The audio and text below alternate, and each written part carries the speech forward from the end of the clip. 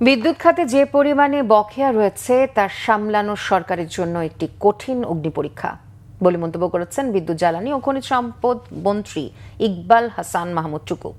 মন্ত্রিত্ব পাওয়ার পর সিরাজগঞ্জের আল মাহমুদ এভিনিউয়ে নিজ বাসভবনে সাংবাদিকদের তিনি কথা বলেন।